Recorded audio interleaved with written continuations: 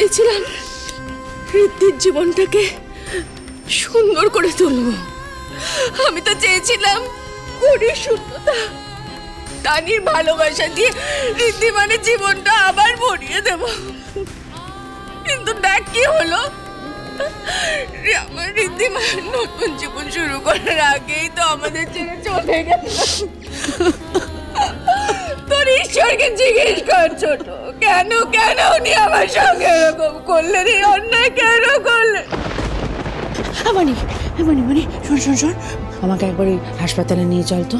আমার মন কিছুতেই মানছে না, কিছুতেই মানছে না যে আমার মেয়ে নেই, আমার জামাই বাবা নেই। আমি আমি আমি নিজের চোখে সবটা দেখতে চাই বনি, নিজের চোখে।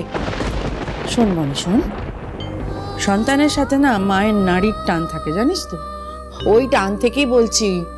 কিচ্ছু হয়নি আমার করির, আমার জামাই বাবার কিচ্ছু হয়নি, ওরা ভালো আছে। ওরা হাসপাতালটা না গন্ডগোল আছে জানিস তো বনি, এতবার করে বললুম কিছুতেই ভেতরে ঢুকতে দিলে না। গন্ডগোল আছে বনি, তুই আমার কথা শোন, গন্ডগোল আছে। হ্যাঁ বনি, আমাদের কাউকে হসপিটালে ঢুকতে দেয়নি। আমরা বাড়ির লোক হওয়া সত্ত্বেও দাবার সাথে দেখা করতে অ্যালাউই করলো না।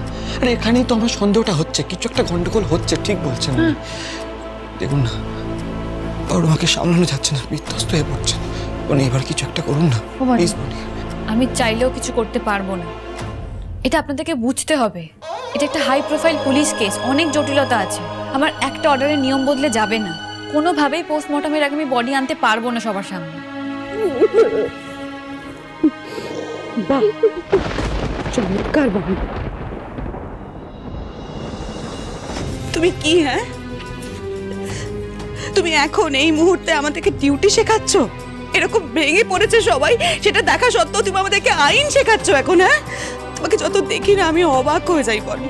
আচ্ছা, চাকরি করা, নিজের পায়ে দাঁড়ানো, স্বনির্ভর হওয়া, এগুলোর মানে কি নিজের পরিবারের পাশে না থাকা? যদি সেটাই হয় তাহলে তো এই চাকরির কোনো দরকার নেই, নিকুচি করেছে, চলে যাক। আমি জানি আমার এই চাকরি নিয়ে আপনার অনেক অভিযোগ আছে, কিন্তু আমি আমার চাকরির জন্য আমার পরিবারের পাশে দাঁড়াইনি, এটা কিন্তু ভুল কথা। কি কি করে এত বড় বড় কথাগুলো বলছো তুমি এখন? তোমার নিজের বলা কথাগুলো তুমি ভুলে গেছো, তাই তো?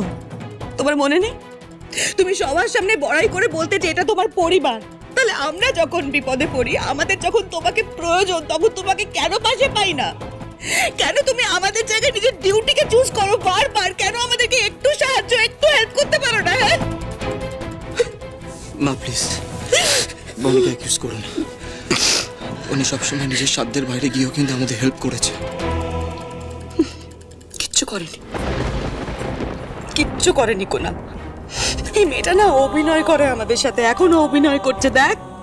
আর ও যে কাজটা করে, এই যে ডিউটি, এত ডিউটি ডিউটি বলে, সেখানেও সৎ নয়। যদি সৎ হতো তাহলে এতক্ষণে তানির একটা খবর তো দিতে পারতো আমাদের। কোনো খবর দিতে পেরেছে বল? সবকিছু জানতে আপনাদের একটু সময় লাগবে।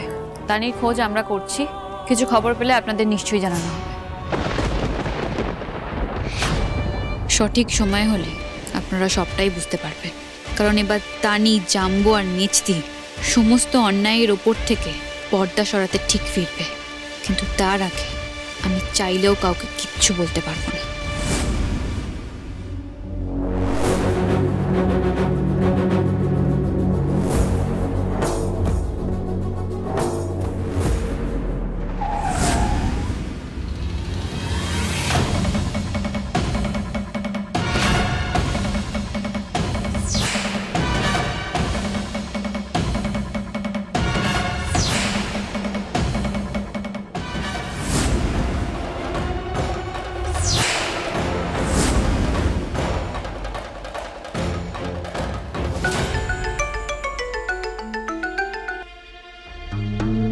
হ্যালো মা, তুমি কোথায়? তুমি ঠিক আছো? তোমার কিছু হয়নি তো মা? কতবার আমি ট্রাই করেছি, এতক্ষণে পেলাম। তুমি কোথায় ছিলে? আমি আসলে একটা জরুরি কাজে ছিলাম। তুই বল, তুই ঠিক আছিস তো? আর কি করে ঠিক থাকবো মা, সবটা তো শেষ হয়ে গেল। তুমি তুমি নিউজটা দেখেছো? I can't believe this মা, I can't believe this। কিচ্ছু তো মেনে নিতে পারছি না আমি। I can't lose her মা, I can't lose her। চোখের জল ফেলো না মৈনাক, আজ তোমার কাঁদার দিন নয়, আজ আমাদের আনন্দ করার দিন। কি?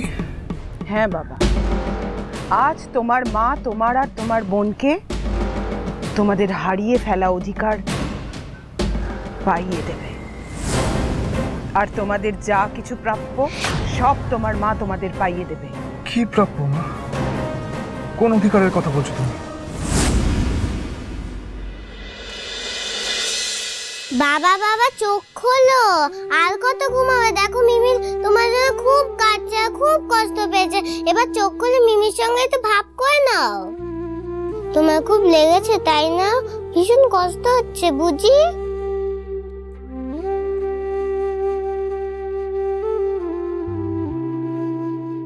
ঠাকুর তাড়াতাড়ি আমার বাবাকে ভালো করে দাও। মামা এদিকে আসো, ঠিক হয়ে যাবে বাবা খুব তাড়াতাড়ি।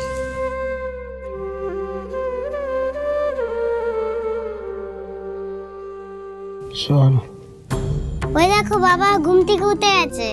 চল চল রাহুল, চল।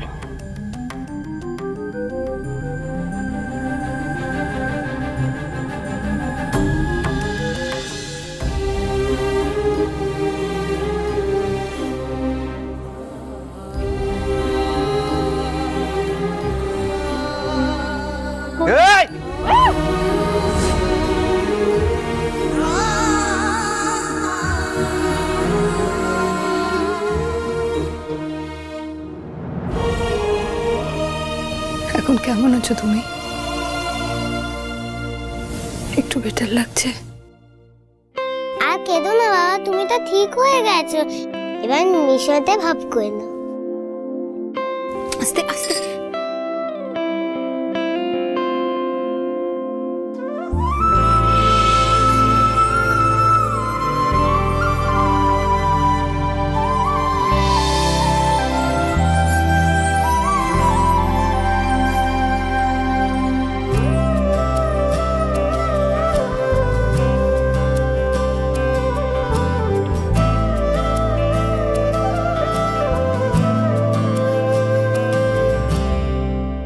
নিজের ছেলেটাকে বাঁচিয়ে নিলেও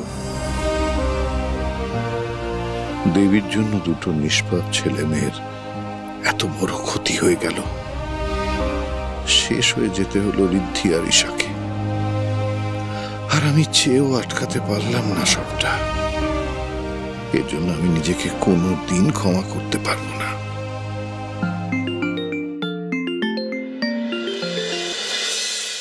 হ্যালো মামু,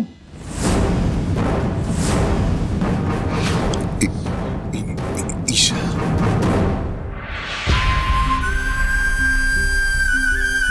ও দিদি সরিয়ে দিন না, ধূপ টুপ মালা টালা সরিয়ে দিন না দিদি।